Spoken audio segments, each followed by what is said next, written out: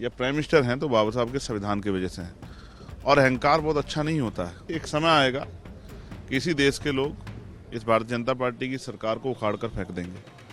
तो मैं स्पष्ट रूप से कहना चाहता हूं कि इस तरह का बयान अम्बेडकरवादी तो किसी भी कीमत पर बर्दाश्त नहीं करेंगे। और मैं स्पष्ट तौर पर कहना चाहता हूं कि ये बयान जो है शर्मनाक है। संविधान पर संसद में चल रही बहस के दौरान मंगलवार को गृह मंत्री अमित शाह ने अम्बेडकर पर टिप्पणी की। अमित शाह ने कहा कि आजकल अम्बेडकर का नाम लेना एक फैशन बन गया है। उन्होंने कहा कि अब ये एक फैशन हो गया है, अम्बेडकर अम्बेडकर अम्बेडकर। इतना नाम अगर भगवान का ले लेते तो 7 जन्मों तक स्वर्ग मिल जाता।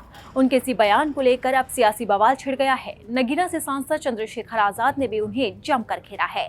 तो क्या कुछ कहा, चलिए आपको सुनाते हैं। जो संविधान में समता के अवसर दिए गए हैं, एजुकेशन में, राजनीति में और आर्थिक स्थिति सुधारने में, तो एक समय ऐसा आएगा कि वंचित वर्ग के लोग भी पढ़ लिख कर आर्थिक रूप से मजबूत होकर आगे बढ़ेंगे और 21वीं सदी कमजोर वर्गों के लोगों की होगी।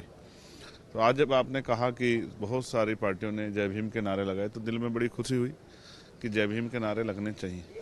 हालांकि ये भी सच है कि बहुत सारी पार्टियों का जय भीम सिर्फ दिखावा है, चुनावी दिखावा। क्योंकि जब उनकी सरकारों में उनको मौका मिलता है कि वो जय भीम और बाबा साहब अम्बेडकर के विचारों पर चलने काम करे तो वहाँ वो चूक जाती। तो ये बड़ा दुखद है। सिर्फ दिखावे के लिए बाबा साहब अम्बेडकर के नाम का प्रयोग नहीं होना चाहिए।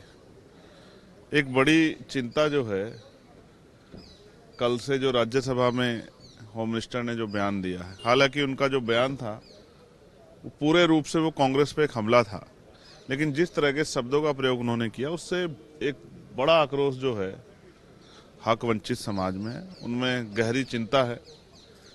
भले ही अमित शाह जी के लिए बाबा साहब अम्बेडकर कोई बहुत मायने ना रखते हो, लेकिन इस देश के करोड़ों वंचितों, शोषितों, महिलाओं के मुक्तिदाता हैं बाबा साहब अम्बेडकर।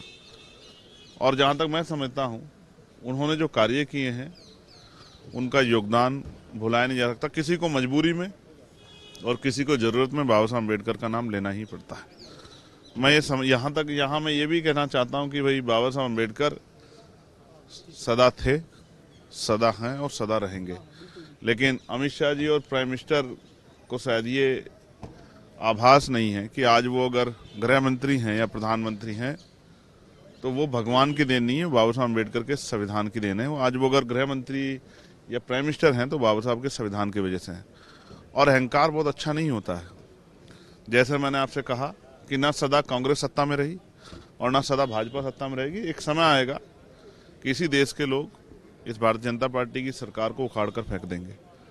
तो मैं स्पष्ट रूप से कहना चाहता हूं कि इस तरह का बयान अम्बेडकरवादी तो किसी भी कीमत पर बर्दाश्त नहीं करेंगे। पूरे देश में अम्बेडकरवादियों में इस बात को लेकर गुस्सा है और मैं स्पष्ट तौर पर कहना चाहता हूं कि ये बयान जो है शर्मनाक है। लेकिन जो इस बयान के नाम पे नारे लगा रहे हैं उनको भी कहना चाहता हूं कि जहां उनकी सरकार है वहां बाबा साहब अम्बेडकर के विचारों के आधार पर आप सरकार चलाएं तो शायद जो है बाबा साहब अम्बेडकर का नारा लगाना, जय भीम का नारा लगाना सफल हो पाएगा। कांग्रेस ने मंगलवार को आरोप लगाया कि संविधान पर राज्यसभा में चर्चा के दौरान अमित शाह की टिप्पणी दिखाती है कि बीजेपी और आरएसएस के नेता BR अम्बेडकर से कितनी नफरत करते हैं। पार्टी ने मांग की है कि शाह अपनी टिप्पणी के लिए माफी मांगे।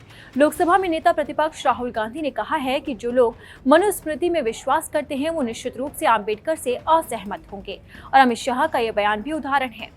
अगर आपको हमारा ये वीडियो पसंद आया तो इसे लाइक और शेयर जरूर करें। अगर अब तक आपने दैनिक जागरण को सब्सक्राइब नहीं किया है तो लेटेस्ट खबरों को जानने के लिए आप दैनिक जागरण को जरूर सब्सक्राइब करें।